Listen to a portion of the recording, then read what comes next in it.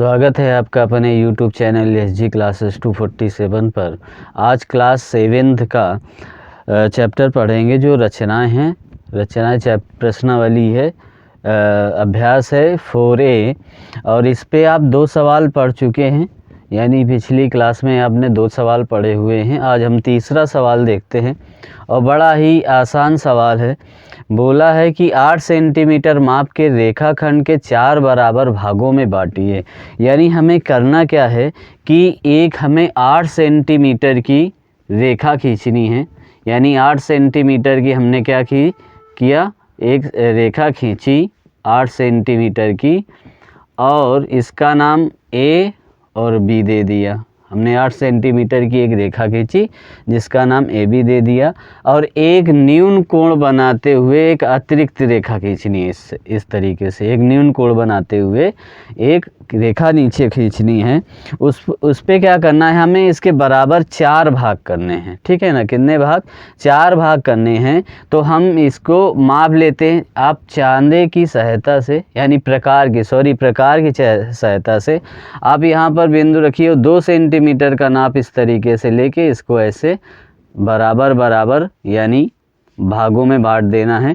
यानी पहले क्या करना है, यहाँ पर नोक रखो और यहाँ चाप लगाओ, फिर यहाँ नोक रखो, यहाँ चाप लगाओ, फिर यहाँ नोक रखो, यहाँ चाप लगाओ और फिर यहाँ नोक रख के इसका चाप लगा दो। और फिर पटरी से क्या करना है, ये लास्ट की जो रेखा है यहाँ पर B बिंदु पर मिला देनी है। ठीक है ना, और इसको भी ऐसे ही मिला देना है। ठीक, इस तरीके से इनको मिला देनी है और ये आगे नहीं जाए, यहीं पर रेखा पर मिले। ठीक है ना, आगे नहीं जाना है, इसको इस तरीके से मिल जाए और इसको नाम दे देना है A1, A2, A3 और A4। इस प्रकार से आपका ये सवाल बड़ी आसानी से हल हो गया। अब रचना करना आप सीख ही चुके हैं, किस प्रकार से रचना की जाती है। तो आप रचना में लिख दोगे कि सबसे पहले AB रेखा 8 सेंटीमीटर की रेखा खींची, फिर हमने क्या किया, एक न्यून रेखा अतिरिक्त खींची जिसका नाम इसको दे दो L या Q दे दो, AQ या P दे दो। फिर हमने क्या किया, PAP एक रेखा खींची जो न्यून कोण बनाती हुई गई, फिर उसको बराबर चाप से बराबर भागों में बांट दिया। फिर उन रेखाओं को क्या कर दिया गया, मिला दिया गया, तो ये बराबर भागों में डिवाइड हो गई। बड़ा आसान सवाल था। ठीक है ना, तो आप इसको समझ में आया होगा कैसे करना है। रचना आप लिख लेना, जो इस पे किया है बस वही लिख देना है और कुछ नहीं। ठीक है ना। अब देखो चौथा सवाल क्या बोला है, प्रकार की सहायता से 4 सेंटीमीटर त्रिज्या का एक वृत्त खींचिए। वृत्त पर एक जीवा खींचिए। वृत्त के केंद्र से जीवा के मध्य बिंदु की दूरी माप कर ज्ञात कीजिए। क्या करना है, इसकी दूरी माप कर हमें ज्ञात करना है। तो हम क्या करेंगे, 4 सेंटीमीटर का एक वृत्त खींचना है। हमें क्या करना है, एक 4 सेंटीमीटर का, ऐसे हमने क्या किया, चाप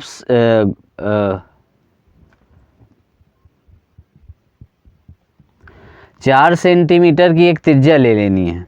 ठीक है ना, 4 सेंटीमीटर की एक नाप ले लेना है प्रकार से, और फिर इसको हमको 4 सेंट कोने में रख के ऐसे इस प्रकार से हमें ऐसे घुमा देना है गोला को। ठीक है, इस प्रकार से घुमा दिया गया। अब इस पे बोला गया कि वृत्त पर एक जीवा खींचिए। हमने एक जीवा खींच दी यहाँ से ऐसे। ठीक है, ऐसे जीवा खींच दी।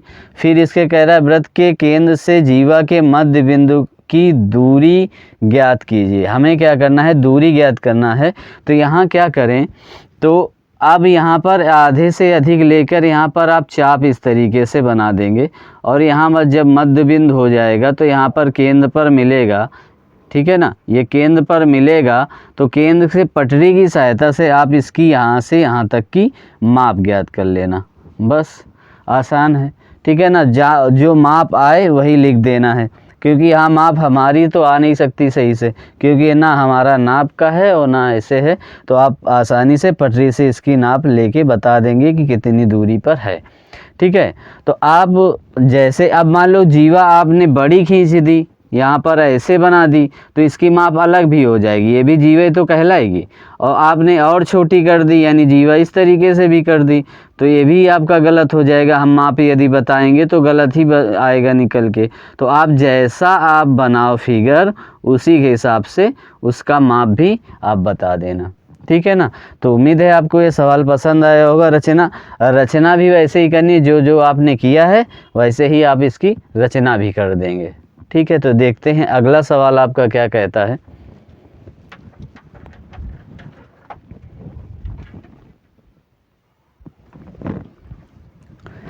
देखिए आपका ये 5वां नंबर सवाल दिया गया है। कह रहा है 4 सेंटीमीटर का एक रेखाखंड पी क्यू खींचिए, इसका लंबार्धक कीजिए जो रेखा पी और क्यू को डी बिंदु पर काटे। क्या पी डी बराबर क्यू डी है? पुनः पी डी त्रिज्या का एक वृत्त खींचिए और देखिए क्या ये वृत्त बिंदु पी और क्यू से जा रहा है। तो हम इसको क्या करेंगे, जो जो कह रहा है हम वही करते चले जाएंगे। तो सबसे पहले हमें एक 4 सेंटीमीटर का हमें एक रेखा खींचनी है, जो क्या है पी क्यू है, यानी पी क्यू हमने 4 सेंटीमीटर की एक रेखा खींच ली। अब लंबार्धक करना है, यानी इसका आधा करना है, तो यानी हम 2 चाप मारेंगे इस तरीके से, ठीक है। और यहाँ नोक रखो, इसको मारो और इसको बस यहाँ पर जो कट रहा है पॉइंट उसको हमको मिला देना है। और ये जो बिंदु मिला है ये हमारा क्या है, डी है। अब हमें क्या करना है कि इस जो बिंदु यहाँ पर मिला, यहीं पर प्रकार की नोक रखो और यहाँ से इसको ले लो ऐसे, है ना। इसके प्रकार की यहाँ नोक रखो और कह रहा है पी डी त्रिज्या लेकर, यानी पी डी हमें त्रिज्या ले लेनी। यहाँ नोक रखो, इसको यहाँ पर करो। तो अब यहाँ पर पी डी त्रिज्या लेकर एक वृत्त खींचिए और देखिए, यानी पी डी क्या करनी है, त्रिज्या यहाँ केंद्र रखो और पी डी एक त्रिज्या ले लो। तो यहाँ पर जब नोक रखोगे इस तरीके से घुमा दोगे, है ना, तो ये दोनों में त्रिज्याएँ मिल जाएंगी, दोनों ये बिंदु मिल जाएंगे। तो यहाँ पर यही बता देना है। तो क्या पी डी बराबर है, तो यहाँ लिख दोगे पी डी बराबर है क्यू डी के, हाँ ठीक है। यदि है तो हाँ लिख देंगे। और पुनः पी डी का एक वृत्त, मतलब अब जो जो आपने किया है बस वैसा ही रचना में लिख देना है। और होकर जाती है तो पी और बिंदु से होकर जा रहा है, तो ये लिख दोगे अतः बिंदु पी और क्यू से जा रहा है ना। बिंदु पी और क्यू से जा रहा है, बस इस तरीके से लिख देना है। जो रचना है आपने जो किया है बस वो लिख देना है। बड़ा आसान सवाल था और इस तरीके से आपको कर देना है। तो देखते हैं अगला सवाल।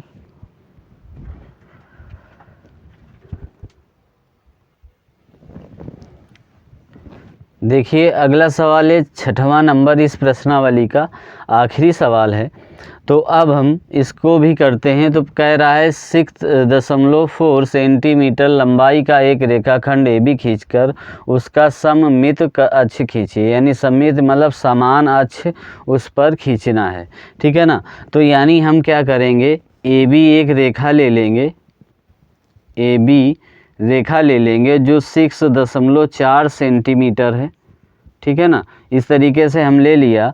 अब इसको सममित अक्ष खींचना है, यानी समान अंतर पर इसको काटना है, ठीक है। तो यानी हम वही काम करेंगे, आधे से अधिक चाप ले लेंगे इस प्रकार से और इसको मार देंगे और इसको इस तरह से डॉट डॉट करके हमें मिलाना है। पूरी रेखा नहीं खींचनी है, डॉट डॉट करके इस तरीके से मिला देना है और बस आपका ये हो गया सवाल। बस इस तरीके से आसानी से कर देना है, मतलब समान भाग में बांटना था सिर्फ, तो इस तरीके से बांट दिया गया, ठीक है। तो उम्मीद है आपको क्लास पसंद आई होगी और सवाल भी पसंद आए होंगे, समझ में आए होंगे।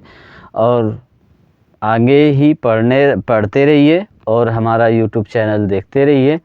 और नेक्स्ट क्लास में इसका चैप्टर लेके आएंगे 4B नई उमंग के साथ, नए जोश के साथ। फिर पढ़ते रहिए। तो तब तक के लिए धन्यवाद। चैनल को लाइक करें, सब्सक्राइब करना ना भूलें। धन्यवाद।